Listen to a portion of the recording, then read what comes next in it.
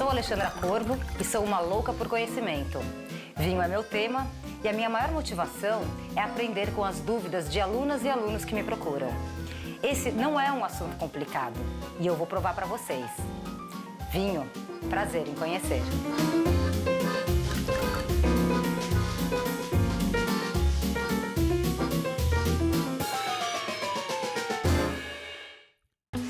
Bem-vindas, meninas, tudo bem? Tudo bom. Hoje a gente vai ter um aulão sobre a história maluca da uva Carmener. Tô super animada. Vocês topam? Super. Vambora? Bem-vindas por aqui, por favor. Meu nome é Gabriela. Na aula de hoje eu acho que eu vou aprender sobre a uva, sobre a história e com certeza degustar alguns vinhos incríveis que a Alexandra deve ter preparado pra gente. Sou a Vivi, eu sou administradora de empresas e me agrada muito o vinho, porque tem história de quem produz e como faz e o cuidado. Tem muito do humano na construção do vinho, né? E isso me agrada bastante. Eu sou a Manuela, eu tenho preferência por vinhos mais frescos, que me trazem essa sensação frutada, de ervas.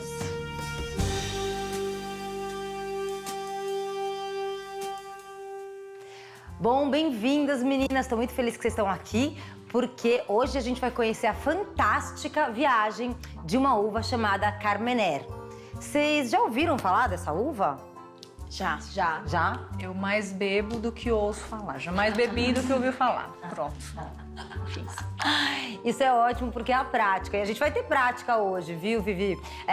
Só que a gente vai conhecer um pouquinho essa história, essa viagem dela, que é uma viagem realmente muito maluca. Explico. A Carmener, ela é uma uva da família das Vidures, que a gente fala. Uma família grandona de uvas, né?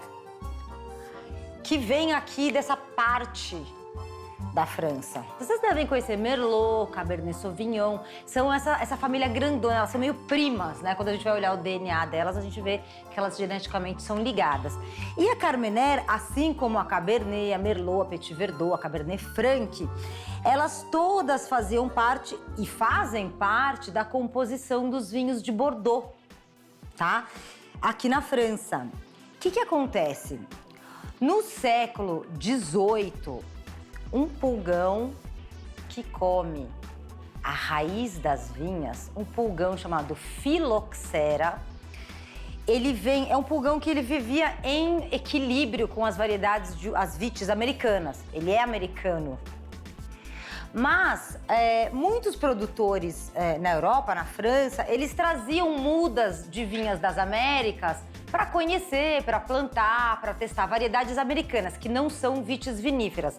Vale o parênteses, né? A vites vinífera é aquela família grande de uvas que dá para fazer vinho. Então, as variedades americanas não são ideais para isso. Mesmo assim, eles traziam essas plantas e algumas delas vieram infectadas com esse fungo. Como chamava mesmo, Ale? O fungo se chama Phylloxera. Vou escrever aqui para vocês guardarem e falarem bonito quando vocês estiverem com os amigos, porque senão o conhecimento, né, a gente precisa distribuir para todo mundo. A Phylloxera, tá? Pulgão maldito. Por enquanto tá fácil de lembrar. Por enquanto tá fácil. Então, ele entra por aqui onde tem alguns centros de pesquisa, principalmente Montpellier, no sul da França. O que acontece? Você não vê esse pulgão, porque ele tem várias fases, ele tem um ciclo muito complexo. Mas na fase que ele está embaixo, subterrâneo, ele se alimenta da raiz das vinhas viníferas. Então o produtor, ele não via isso acontecendo, ele só via que a planta começava a ter um comportamento estranho, começava a não funcionar também, mas ele não sabia o que estava acontecendo. Até chegar o momento que a planta realmente morria. E quando eles puxavam as plantas, eles viam, a planta estava sem raiz, a planta estava meio só o galho, umas folhas assim.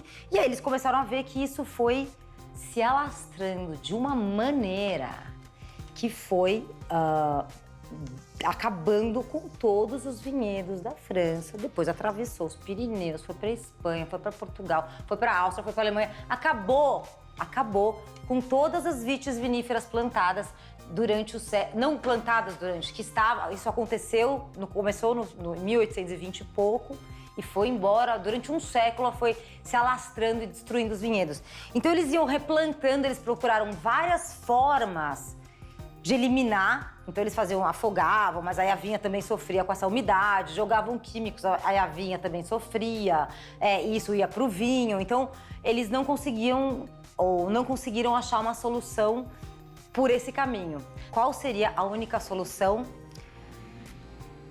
Plantar no solo a raiz das vites americanas, que são resistentes, e enxertar a variedade vinífera em cima.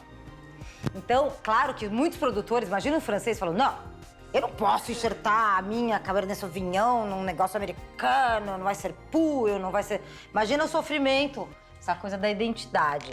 Então, o que eu tenho aqui?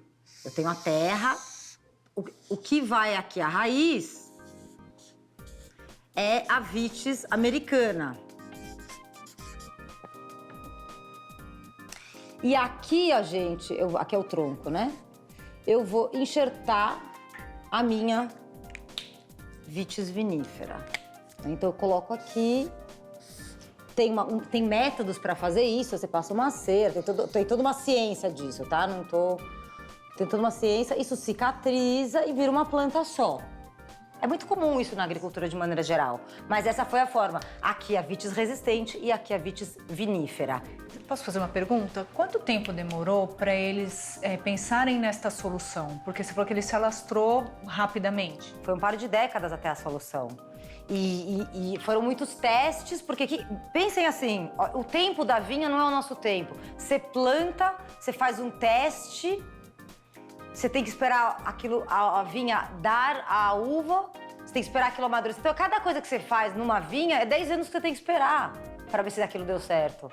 Então, teve testes anteriores que não deram certo, mas você vai esperando.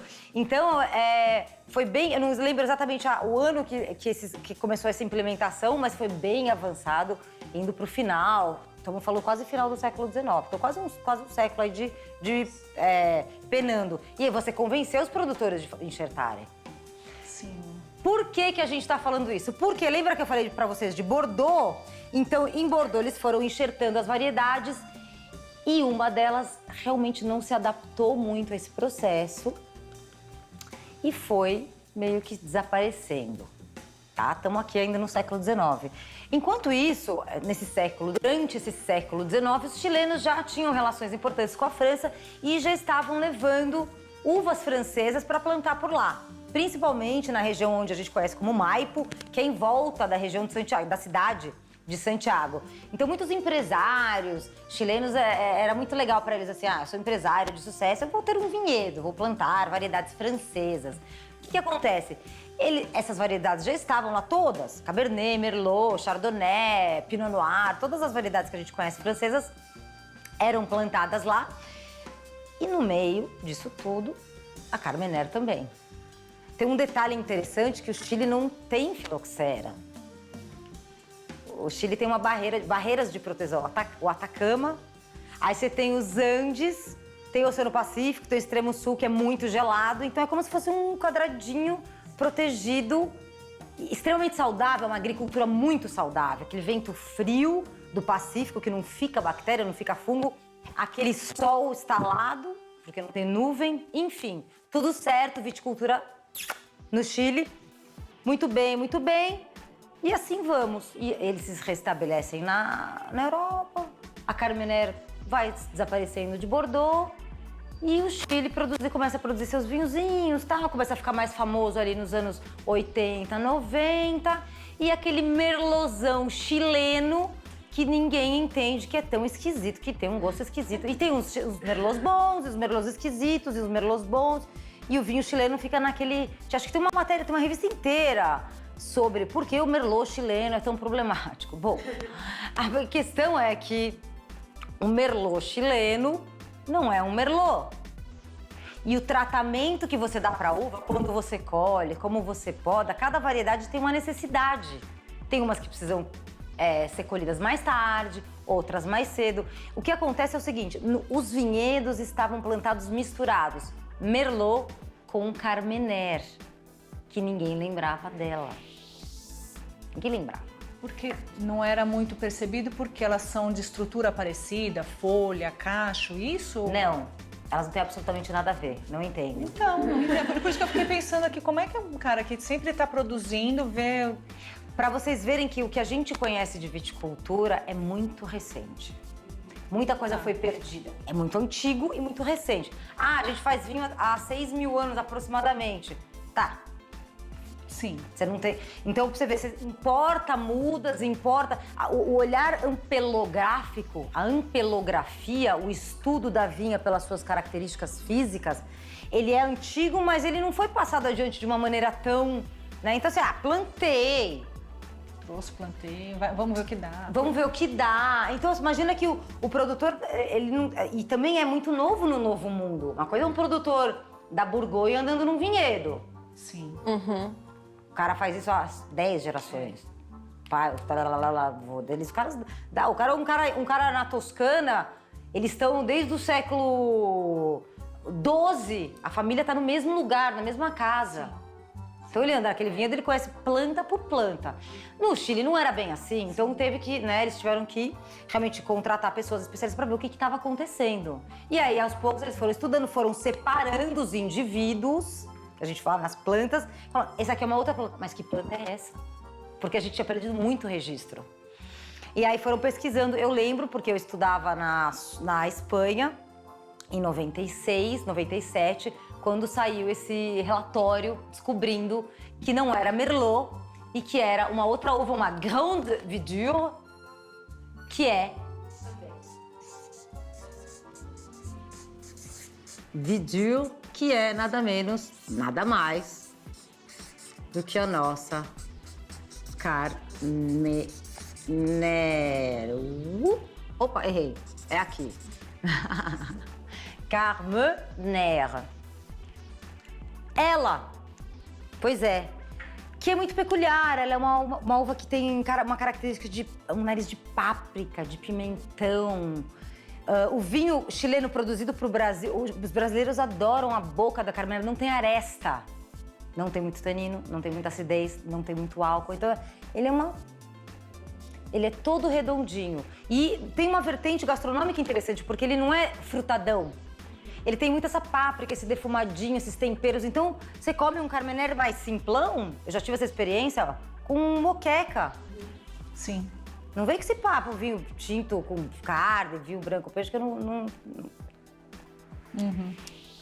Então, é uma moqueca, tem pimentão, tem aquele azeite, tem um monte de sabores que vão muito além de ser um peixe, né? E assim vai. Então, a Carmenère, claro, ela é uma uva que ela é difícil, por um lado, porque ela justamente não tem essa estrutura sozinha. Ela precisa de outras uvas para dar um pouquinho mais de corpo, subir um pouquinho o tanino, mas, de maneira geral, ela dá esse vinho com esse caráter muito arredondado. E tudo isso que a gente falou agora, a gente vai provar na prática. Só se vocês quiserem, pode ser? Pode. Perfeito. Tudo isso na prática.